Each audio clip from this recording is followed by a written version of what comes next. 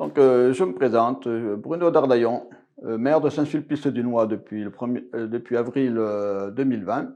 Donc, je suis né sur cette commune en 1957, donc commune qui est située au nord-ouest du département de la Creuse, à proximité de la souterraine, d'Olne-Palestel, et tout le site de Crozant aussi, qui est très connu pour ses peintres. Vous verrez aussi que c'est quelque chose qui est réalisable par toutes les petites communes qui en ont la volonté. Le tout, c'est de sensibiliser toutes les âmes intéressées autour de vous, ne serait-ce que les communes ou les habitants.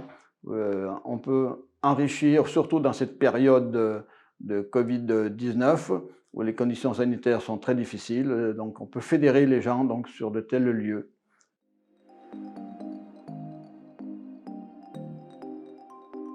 Avec les services de la bibliothèque départementale, suivi de la DRAC qui se sont intéressés à ce problème. Comment donner un lieu de vie supplémentaire aux habitants de Saint-Sulpice, le Dunois, et donc de leur donner une nouvelle occupation autre que la télévision, en leur disant on a un potentiel dans notre département qui n'est pas exploité.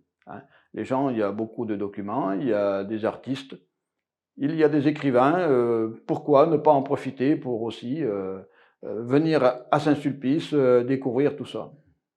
Et on a profité pour faire une formation à notre employé, et qui a bien réussi, je pense, toute cette amalgame et qui nous a donné de grandes idées pour travailler ici localement. Monsieur le maire a rencontré à maintes reprises, surtout la bibliothèque départementale de la Creuse, qui elle avait un manque un peu de visiteurs dans ses documents, et qui a fait part aussi des projets qui avaient été faits dans le sud de la Creuse, entre autres Royère de Vassivière. Toute une équipe municipale s'est déplacée, a rencontré, s'est rendue sur place pour voir ce qui avait été réalisé. Ils ont dit pourquoi pas, Saint-Sulpice-du-Nois, on a un potentiel qui est beaucoup plus intéressant qu'à Royère de Vassivière, on peut faire aussi bien. Et donc on a réalisé, on s'est lancé dans ce projet.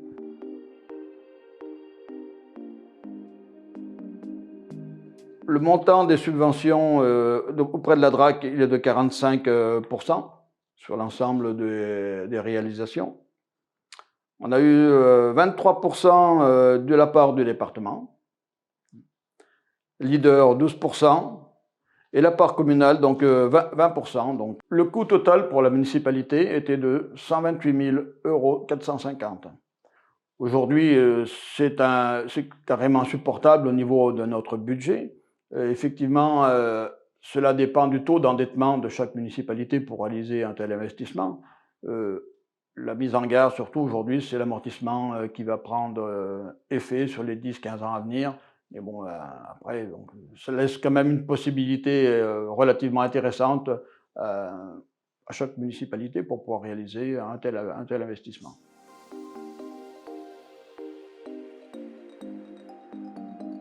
Notre bibliothèque est passée donc de 3 heures d'ouverture hebdomadaire auparavant à 14 heures par semaine.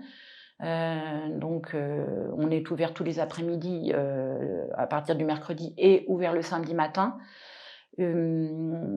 Maintenant, on a aussi l'accueil des classes qui se fait toutes les semaines puisque l'école est proche de notre bibliothèque. Ce qui était auparavant simplement un accueil de prêt, retour et prêt pour les enfants, avec juste une lecture offerte. Maintenant, ils ont une animation qui se fait autour du livre. Voilà, on découvre les collections, tout ce qui peut des jeux autour du livre. Donc ça, les enfants apprécient beaucoup. On a maintenant le Wi-Fi public dans l'établissement, donc on propose 4 postes publics, donc les gens peuvent venir pour se connecter s'ils n'ont pas ce genre de matériel chez eux.